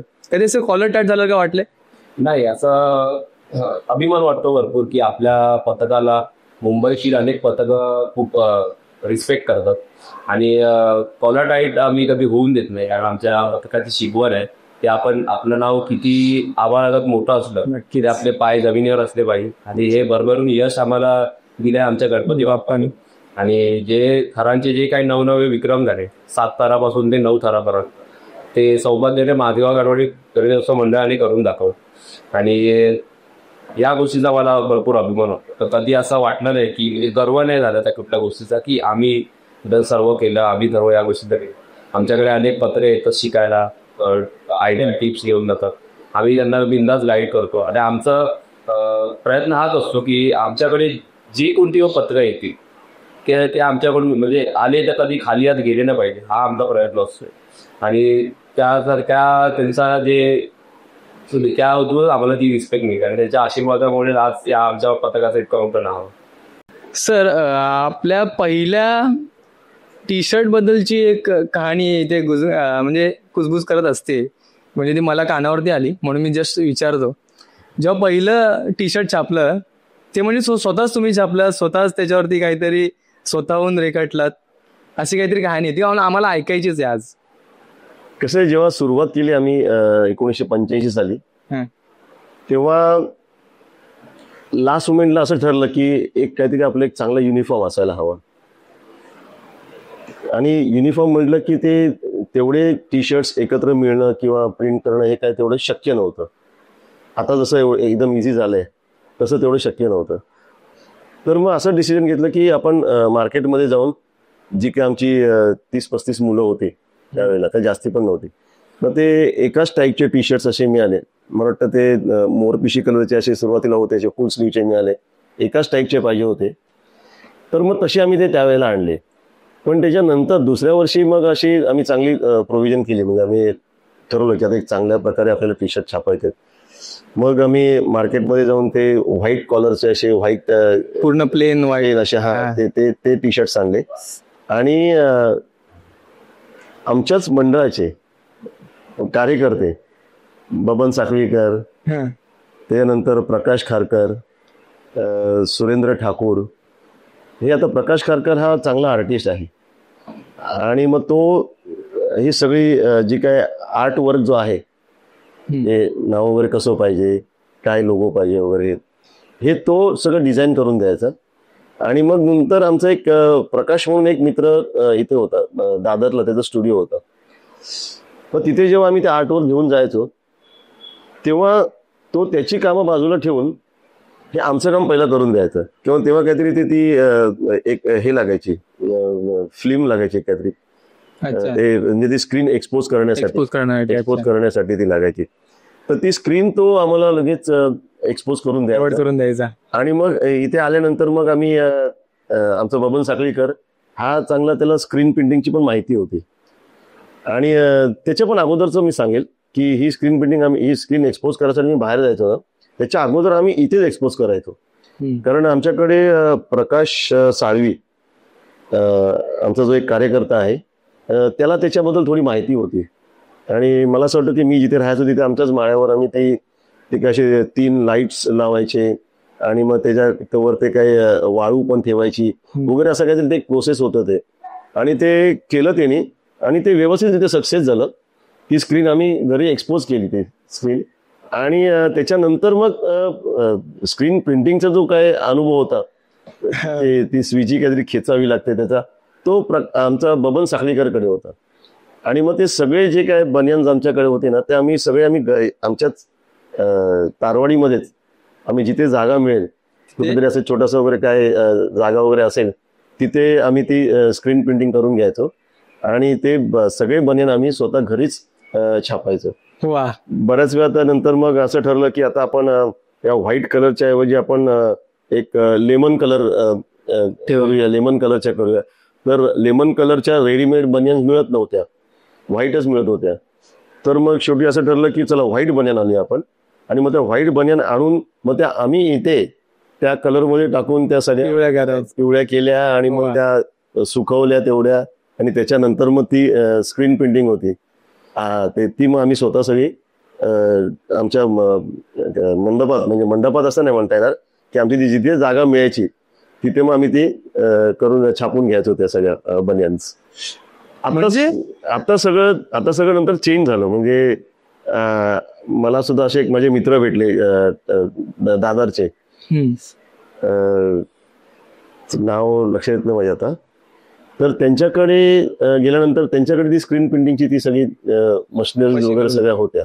मग आम्ही फक्त बनियन्स टी शर्ट सगळे विकत घ्यायचो आणि त्यांच्याकडे नेऊन तिथे ठेवायचे. तर ते आम्हाला ते सगळे बनियन्स वगैरे प्रिंट करून द्यायला लागले. आता सगळं इझी झालेलं आहे. पण पूर्वी स्वतः आम्ही हे सगळे बनियन्स आम्ही स्वतः मुलं आमची सगळी म्हणजे तुम्ही छापायची आणि सगळी मुलं आमची याच्यामध्ये मेहनत घ्यायची. म्हणजे अरुण बागकर, प्रमोद तांडेल, प्रमोद पाटील, अशी अनेक अनेक अनेक मुलं आमच्या इकडे अशी होती की ती स्वतः याच्यामध्ये खूप भाग घ्यायची. तात्या पानसरे म्हणा, नंतर भाटकर, याचं भाटकरच्या वडिलांचं त्यांना नाक्या बोलायचो आम्ही. ही अशी भाटकर कंपनी वगैरे, ही अशी अनेक मुलं आमच्याकडे होती ना की ती स्वतः याच्यामध्ये लक्ष द्यायचे. लक्ष द्यायची, मेहनत करायची आणि आम्ही स्वतः या बनियन सगळ्या इथेच छापायचो आम्ही. तेव्हाची म्हणजे एक वाईबच वेगळी होती. आणि तेव्हा आता जसं आपण तुम्ही बघता आमची जर्सी येल्लो कलरची आणि जो पॅटर्न आमचा गणपती बाप्पा जो आहे तो सरांनी नाव घेतलं प्रकाश खारकर यांनी स्वतःनी हाताने तो पेंट केलेला आहे. अच्छा. 2001 का 2 ला ती तेव्हाची डिझाईन अजूनही तुम्ही कॅरी करतो. गणपती आमच्या इथे आलाय तो अजूनपर्यंत तो तसाच आहे. आणि त्याच्या अगोदरच्या ज्या जर्सीज होत्या आमच्या 1 वर्ष वाटतं 15 ऑगस्टला रेडी होती. आणि तेव्हाची जी जर्सी होती तेव्हा मी खूप लहान होतो, म्हणजे खूपच लहान होतो मी, कारण मला जन्म पण झाला नसतो. तेव्हा ती जे ट्राय कलर जो होता, तिरंगा जो होता आणि त्यामध्ये जी डिझाईन वगैरे त्यांनी स्वतः ती बनवली. आणि ती जर्सी मला अजूनपर्यंत स्पर्धा मला अजूनपर्यंत ती जर्सी खूप आवडते की माधवा दरवडी ही सगळ्यात बेस्ट जर्सी बनाल तर ती माझ्यासाठी बेस्ट. पूर्वी कसं ना, आता जे काही टेक्नॉलॉजी झालेली आहे म्हणजे कम्प्युटरवर तुम्हाला पाहिजे ती डिझाईन तुम्ही बनवू शकता. बरोबर. तसं नव्हतं पूर्वी. तर ती जी काय आज जो आमचा लोगो जो आहे, गणपती बाप्पाचा जो लोगो आहे, तो पिसारा वगैरे जो आहे, हा स्वतः प्रकाश खारकर यांनी तो स्वतः केलाय. आणि जी काय लेटरिंग वगैरे जी असायची ना, तर कारण ते स्वतः एक कॅलिग्राफर आहेत. आज ते कॅलिग्राफीची क्लासेस वगैरे घेतात. तर ते स्वतः आर्टिस्ट असल्यामुळे त्यांनी ती डिझाईन अगदी चांगल्या प्रकारे ती करून दाखवली आणि ती सगळ्यांना आवडली. मग तो लोगो आम्ही तो लोगो रजिस्टर करून ठेवलेला आहे. म्हणजे तो कोणी वापरू शकत नाही. पण या तुमच्या आधी म्हणजे कोणत्याच गोविंदा पथकाला माहिती ना, म्हणजे असं कोणी टिपिकल असं एकच कलरचा ड्रेस कोड असं करून यायचंच नाही का? नाही, हे युनिफॉर्म कधीच नव्हते, कोणीच वापरले नव्हते. युनिफॉर्मची कल्पना ही ते आम्हाला आली म्हणजे 86 मध्ये. 85 ला कोणतं ड्रेस आम्ही विकत आणले असे एका टाईपचे आणि वापरले. पण 86 नंतर वगैरे आम्ही प्रॉपरली जी प्रोव्हिजन करायला लावलो की नाव पाहिजे, आपलं मंडळाचं नाव पाहिजे. मग जो कोणी स्पॉन्सर जो कोण असेल त्याचं पण नाव यायला पाहिजे. मग त्याचंही नाव आम्ही तिथे द्यायचो. मग ही पद्धत ती त्या तेव्हापासून ती चालू झाली. मी आज म्हणजे गर्वाने सांगेल की आम्ही ज्यांच्याकडून ह्या बनियान घ्यायचो अगदी लॉटमध्ये आम्हाला त्या जे काही मिळायचे एकाच दुकानामध्ये, ते जेठानंद म्हणून एक दुकान आहे उजियारी मार्केटमध्ये. तर तिथे आम्ही सुरुवात केली हे टी शर्ट घ्यायची.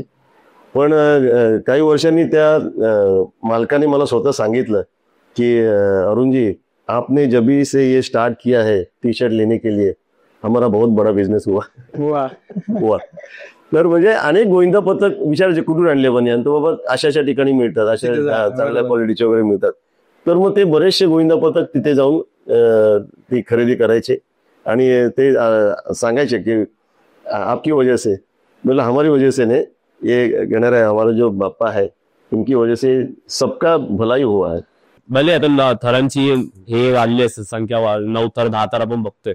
पण ज्या टायमाला आम्ही लहान होतो ना आणि तेव्हा आम्ही डायली बघायचो नंतर पथक म्हणजे मागल्या दरडी गोविंदा पथक बघायचो ना, जे 8 थर पण आम्ही लावायचो ना, हे अक्षरशः 9 थरासारखे वाटायचे आणि वाईट वेगळीच होती, मुलं वेगळी वाईट होती. तुमचं असायचं म्हणजे माझ्यावर जो मुलगा उभा राहायचा ना, त्याची 6 फूट 3 इंच तिची हाईट होती.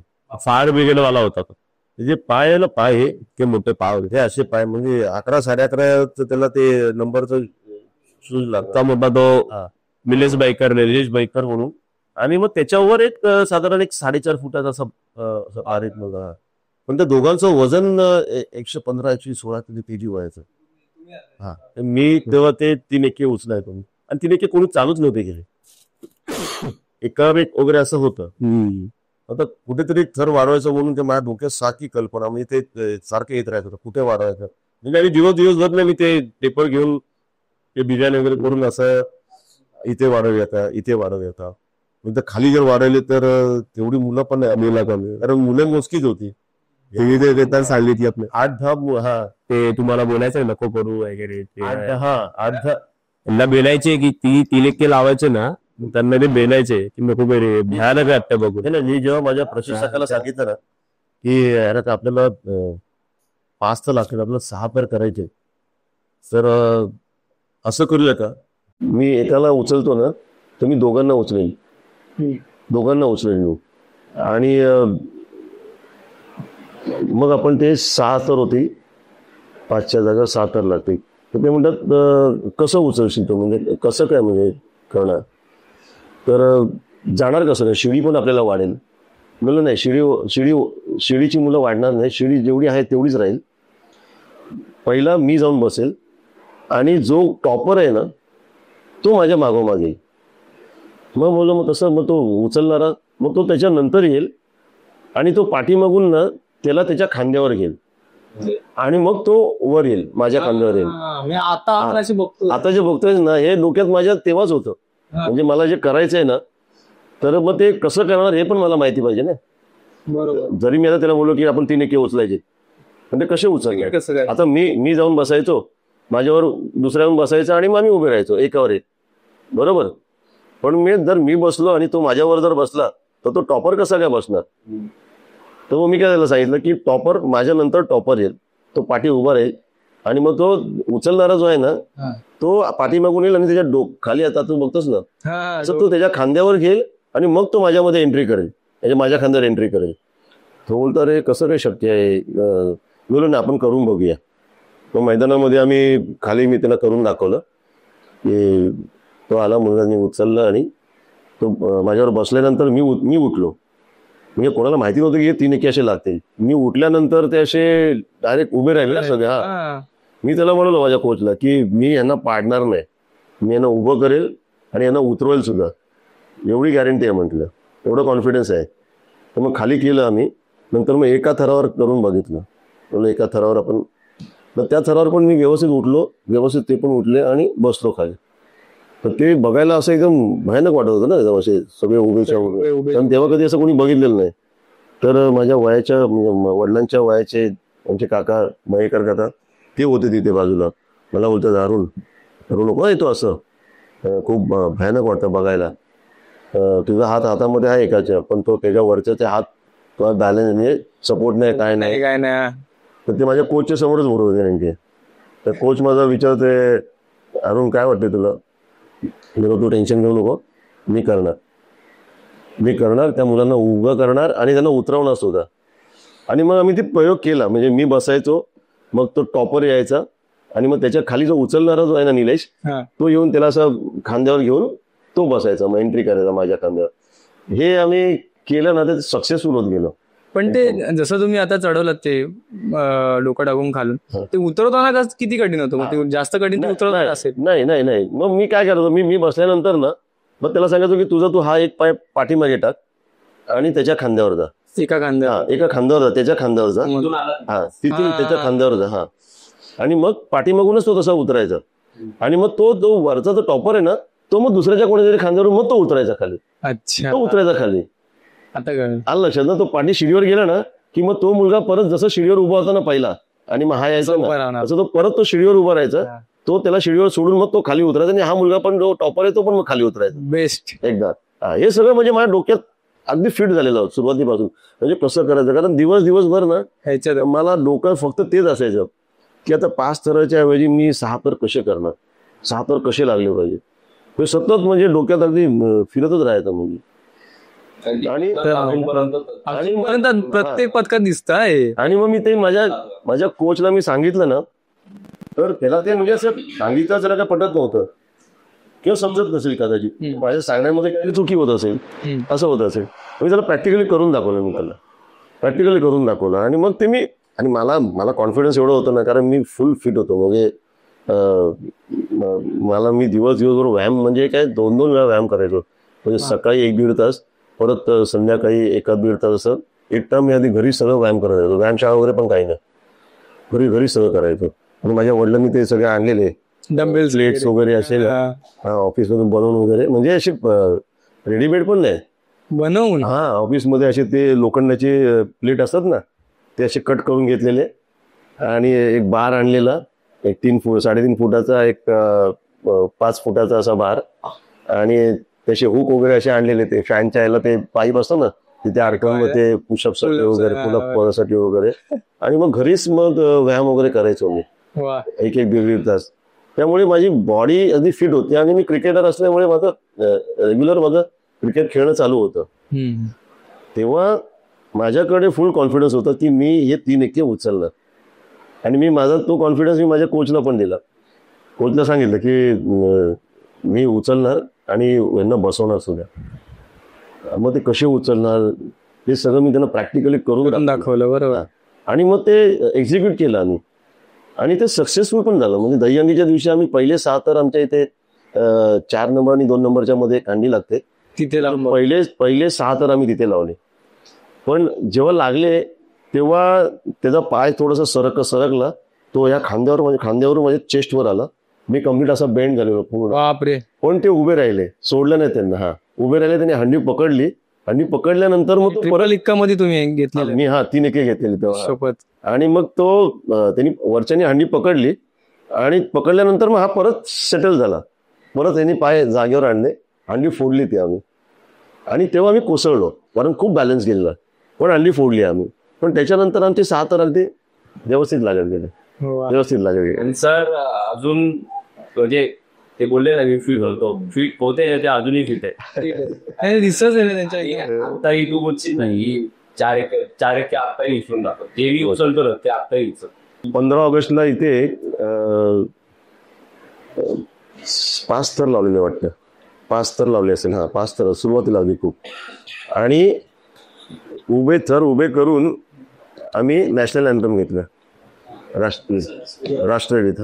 जेव्हा इथे आमचं ते झेंडावंदनाचं आहे ना, फ्लॅग लागतं, तिथे फ्लॅग हॉइस्ट झाल्यानंतर नॅशनल अँथम होतं आपलं राष्ट्रगीत, ते आम्ही थर उभे करून नॅशनल अँथम घेतलं. आणि बऱ्याच जणांना हे वाटत होतं की अरे उभे राहिल्यानंतर तुम्ही एवढा वेळ उभे राहू शकता का. 5 तर होते तेव्हा, 5 तर. पण 3 एक्के म्हणजे वर 3 एक्के. बापरे. एकावर एक पण नाही, 3 एक्के होते. मी म्हटलं नाही, मी तोपर्यंत मी तल धरेल, काय काळजी करू नको. मी उभं करणार बरोबर नॅशनल अँथम होईपर्यंत. आणि उतरवणार, आपल्याला उतरायचं आहे ना, पडले पण नाही पाहिजे. पण ते जे होतं ना सिच्युएशन, अरे एवढं जबरदस्त होतं ना.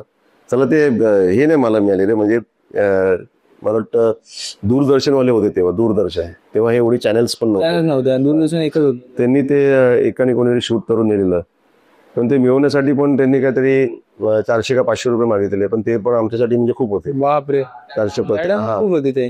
ती कॅसेट देतो म्हणून, ते कॅसेट वगैरे काय हस्ती देतो म्हणून. पण तेव्हा मला आठवतं ना की ते पूर्ण नॅशनल अँथम उभा होतो आम्ही. 3 एक्के होते माझ्यावरचे. भरपूर काय मिळालं. अनेक गोविंदा पस्ताचे कोच असतो, त्यांच्यासाठी वेगळी पिसळ असते, मागे लिहिलेलं असतं. अजून मी सुद्धा स्वतः बोललो की तुम्ही पण जर एक वेगळी पिसळ घ्या, त्याच्या मागे तुमच्यामध्ये आपण कोच किंवा प्रशिक्षक असं अधिक ते सर ते स्वतःच्या तोंडाने काही सांगणार नाही, मी सांगतो. मी स्वतः बोलले होते की असं काय चालणार नाही. तुम्ही ज्या बंदीर घातलं ना, त्याच बंदीर मी घा बोललं. तुम्ही दिवसभर चप्पल न घालता फिरता, मी चप्पल न घालता करी. आणि अजून एक खासियत आहे की भारताचा एक होतं ना, भारताला आपला एक मोठा क्रिकेटपटू ज्याला लहानातला लहान मुलगा सुद्धा ओळखे, सचिन तेंडुलकर. तर सरांचा खास लीड आहे. सचिन आले मध्ये खेळली. सचिन घरी आले, हे नवीन कळलंय आम्हाला काहीतरी. सचिन पण इथेच, मी दुसऱ्या माळावर होतो या बिल्डिंगच्या. तेव्हा तो असेल माझ्याकडे फोटो असेल. तेव्हा रणजी ट्रॉफी खेळलेला सचिन. आणि त्याचं आणि चंद्रकांत पंडित आमच्या बाजूच्याच बिल्डिंग मध्ये राहत होता, 2 नंबर मध्ये, आम्ही 3 नंबर मध्ये. आणि चंद्रकांत पंडित हा टेस्ट क्रिकेटर होता तेव्हा. मग चंद्रकांत पंडितनी संजय मांजरेकर, सचिन तेंडुलकर आणि विनोद कांबळे यांना इथे त्यांना फेलिसिटेट करायचं होतं, सत्कार करायचा होता त्यांचा. तेव्हा इथे दत्त जयंती होती, तेव्हा त्यांना बोलवलं होतं. आणि माझा छोटा भाऊ हा शारदा आश्रममध्ये होता आणि ते एकत्र खेळलेले क्रिकेट सगळे, सचिन आणि विनोद. आणि त्यांच्या मॅचेस बघायला माझे आई वडील जायचे. अच्छा. आणि माझी आई जायची ना तर ती सगळं असं ते जेवण बनवून न्यायचे, म्हणजे कधी पॅटीस, कधी समोसे, कधी असे संपूर्ण टीमला अशी ती बनवून घेऊन जायचे. आणि मग ते लंच टाइम मध्ये सगळे असे एकत्र बसायचे जेवायला. तर त्या आठवणी सचिन अजूनही सांगतो. म्हणजे आता काही वर्षापूर्वी मी माझ्या मुलाला BKCला घेऊन गेलो प्रॅक्टिससाठी. तर तो पण चांगला क्रिकेटर आहे आणि आजच्या तारखेला तो आता लंडनमध्ये आहे. आता त्याने एक 5 सेंचुरीज मारल्यात. त्याचं बॅटिंग ॲव्हरेज आता 93 आहे. मध्ये त्याचे आता 6-7 असे म्हणजे 70-80, 60-70 चालूच आहेत. आणि त्याला अजिंक्यला मी तिथे प्रॅक्टिससाठी घेऊन गेलो, तो सिलेक्ट झालेला. आणि तिथे सचिन खेळत होता, ग्राउंडमध्ये प्रॅक्टिस करत होता.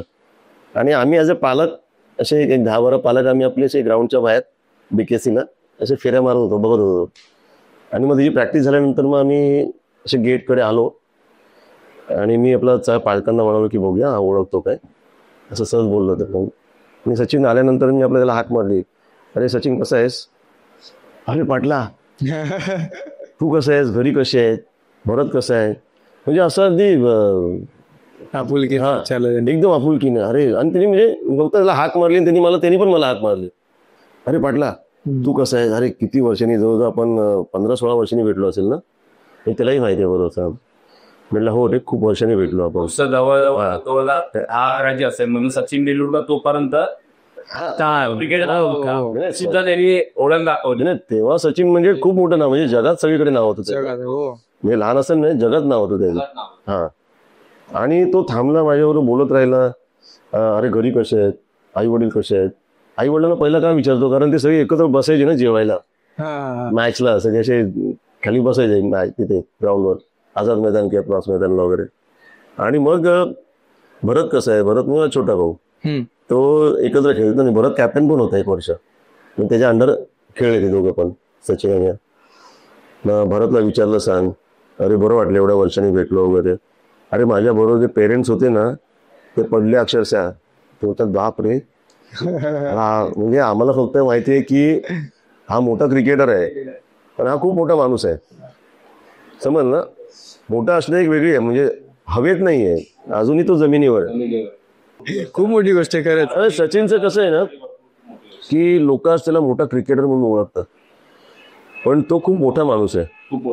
माणूस की त्याच्यामध्ये खूप आहे. म्हणजे कुठेही त्याचे कोण जुने मित्र वगैरे भेटले, आता बघ मला भेटला तर हाय करून गेला, असं पाठीमागेच गाडी होती त्याची काय, पण त्यांनी बॅग गाडीत ठेवली आणि उभा राहिला माझ्याबरोबर बोलायला. असाच एक किस्सा असा ना की चौपाटीला इथे एक हॉल आहे, नाव विसरलो मी, तिथे सचिनचा सत्कार होता. आता सचिनचा सत्कार म्हटल्यानंतर बॅनर लागणार आणि तुफान गर्दी होती तिथे, तुफान गर्दी होती. तर माझा भाऊ गेलेला, छोटा भाऊ तिथे.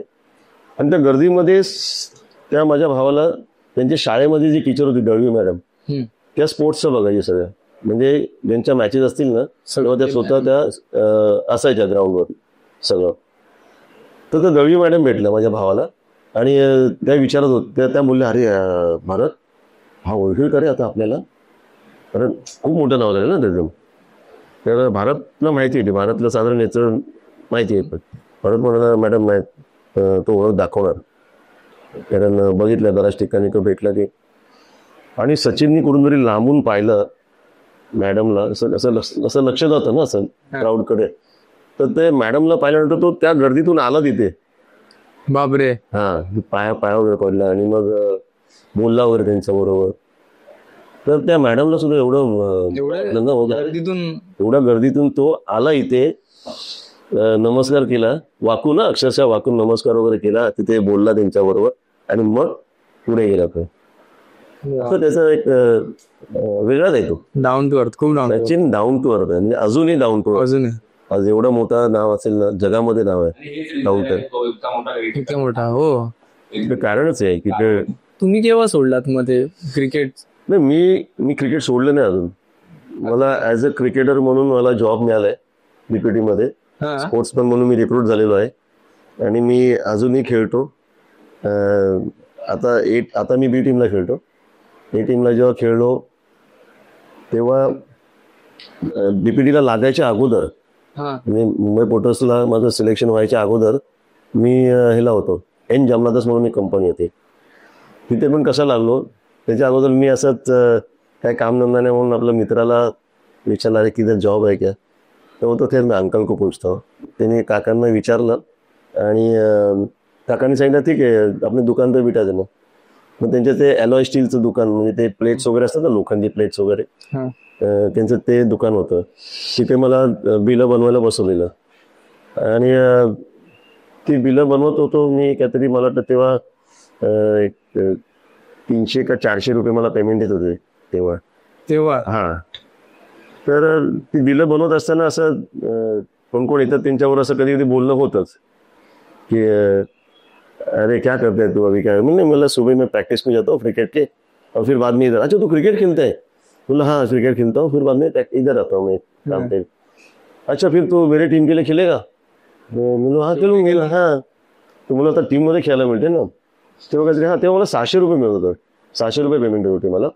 बोला हा खेळूंगा ना. तो बोलते ठीक आहे. मग तिने ॲड्रेस वगैरे दिला, माझं रिझ्यूम वगैरे सगळं घेऊन बोलवलं मला. आणि एन जामनादास म्हणून एक शिपिंग कंपनी आहे, तिथे मला जॉब मिळाला आणि मला 600च्या वेळी मला 1200 रुपये पेमेंट होतं मला. बापरे. मग डबल झालं ना. म्हणजे बरं वाटलं, अरे 600च्या वेळी मला 1200 रुपये एका कंपनीमध्ये जॉब मिळाला, एक चांगल्या शिपिंग कंपनीमध्ये.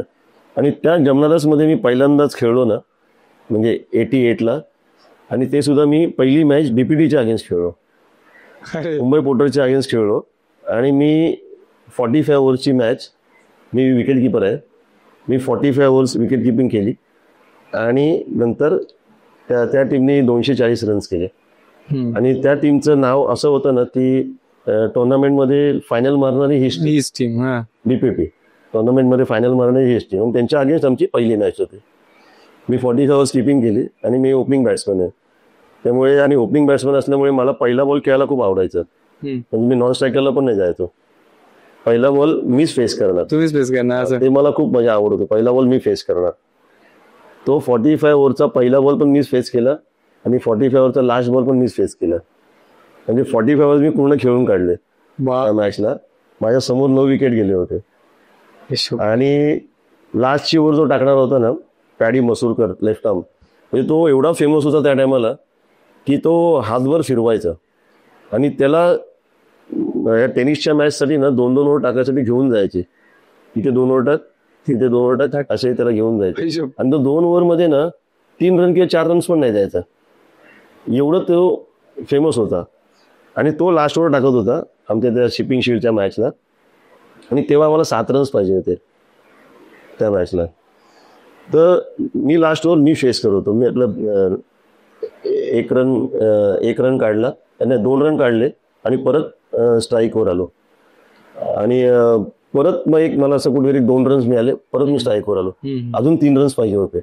आणि नंतर मध्ये दोन बॉल कधी माझे हे गेले, डॉट गेले. हा.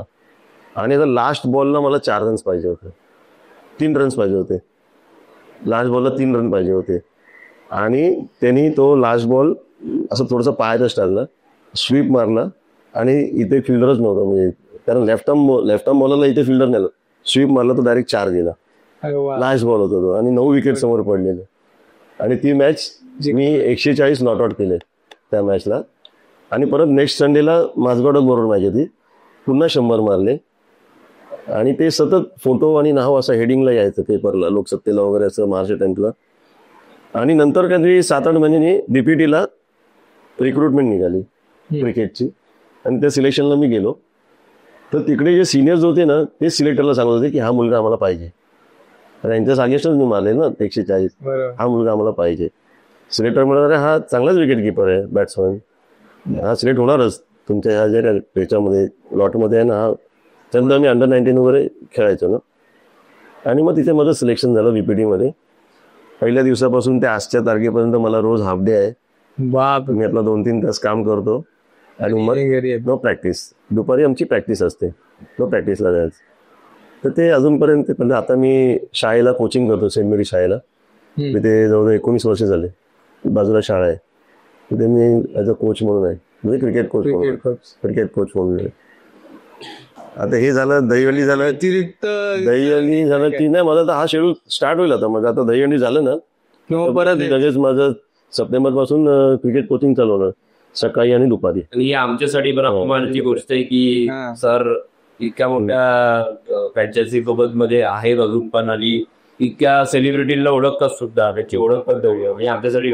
आणि आम्ही मला एकतर अभिमान तर आता म्हणजे आधीपासूनच होता, मी इथे येईपर्यंतचा होताच, आता द्विगुणित करून मी जातोय अभिमान. खूप भारी वाटतंय मला आज. मी खूप म्हणजे 1 महिन्यापासून मी ट्राय करतोय या पॉडकास्टसाठी. शेवटी राजदादाचा कॉन्टॅक्ट झाला आणि आज हे पॉसिबल होतंय ते त्याच्यामुळे, राजदादामुळे. आता अगदी शेवटचा प्रश्न म्हणजे तो क्षण जो आम्हाला प्रत्येक प्रेक्षकाला तो क्षण ऐकायचा आहे, तो क्षण अनुभवायचा आहे, तर तुम्ही दोघांनी सुद्धा सांगू शकता. 2008 सालचा तो प्रसंग तुम्ही प्लीज आम्हाला सगळ्यांना सांगा आणि त्यानंतर आपण या पॉडकास्टची सांगता करूया. अनेक प्रेक्षकांना तर तो माहिती असणारच, Yes. कारण ती व्हिडिओ आजही ती तेवढीच व्हायरल होते. पण 2008च्या अगोदर म्हणजे 2008ला आम्ही ठरवलं आणि लगेच ते झालं असं नाही, नंतर लगेच लागले असं नाहीये. तर त्याची सुरुवात अगोदर करावी लागत, कारण 8 थर तर आमचे याच्या पूर्वी लागत होते. 2006ला मी जेव्हा प्रशिक्षक झालो त्याच्या अगोदरही 8 थर लागत होते, पण तेव्हा 8 थर ते लागल्यानंतर ते पडायचे अनेक वेळा, असं पाहिलेलं. पण जेव्हा प्रशिक्षक मी झालो तेव्हा मी 2006 नंतर मुलांना फक्त एवढंच एक हॅमर केलं की आता आपल्याला हे 8 थर आता उतरवायचे, आणि तशा पद्धतीने ती प्रॅक्टिस करून घेतली. आणि 2007ला आणि 2008ला आम्ही जिथे जिथे 8 थर लावले तिथे आम्ही व्यवस्थितरित्या उतरलो. आणि मी नेहमी हेच सांगायचो की जेव्हा आपण एखादा थर उतरवला तेव्हा त्याच्या पुढचं स्टेप आपण उचलू. कारण हा माझा अनुभव अगदी 1985 पासूनचा आहे. तर 1985 साली जेव्हा आम्ही 5 थर लावून उतरलो तेव्हा आम्ही पुढची स्टेप घेतली, 6 थर लावायची. आणि 2006ला जेव्हा आम्ही उतरलो तेव्हा आम्ही 7 थर लावायची स्टेप घेतली. तसंच मी हेही सांगितलं की आता 8 थर जर आपण उतरवले तरच आपण 9 थराचा प्रयत्न करायचा. आणि त्यासाठी आमचे जे काही प्रयत्न चालू होते, कशा पद्धतीने आपल्याला 9 थर लावायचे आहेत वगैरे, ते सगळं प्रॅक्टिसच्या दरम्यान मी नेहमी मुलांना सांगत राहायचो की आता कुठे आपल्याला थर वाढवायचा आहे आणि कशा पद्धतीने प्रॅक्टिस करायची. तर ते कॅल्क्युलेशन आमचं चालू होतं. आणि 2007 आणि 8 याच्यामध्ये ते प्रयत्न करत होतो आम्ही. आणि 2008ला ते अगदी व्यवस्थितरित्या ते सक्सेसफुल झाले. आणि पहिल्यांदाच आम्ही ठाणे वर्तकनगर प्रताप सरनाईक साहेबांच्या हँडीखाली आम्ही ते 9 थराचा नवीन विक्रम रचला तिथे. वा, खरंच. आणि तो अगदी अभिमानाचा क्षण होता. त्यावेळेला तिथे बरेच गेस्ट सुद्धा आले होते, मला वाटतं आदिल बांदेकर वगैरे त्यावेळेस आले होते स्टेजवरती. खूप आनंदाचा क्षण होता त्यावेळेला. आणि हा क्षण आता आपण अनुभवला. खूपच मजा आली आजच्या पॉडकास्टमध्ये. सर, दादा, तुम्ही आमच्या पॉडकास्टला आलात, खूप आम्हाला चांगला प्रतिसाद दिलात. अगदी आम्ही नवीन असू या फील्डमध्ये, पण इतके चांगली उत्तरं, इतके मन मोकळेपणाने तुम्ही आम्हाला सांगितलं, प्रत्येक ऑफ फ्रेम गोष्ट इतकी सहज समजून सांगितली, त्यासाठी खरंच धन्यवाद. धन्यवाद. धन्यवाद.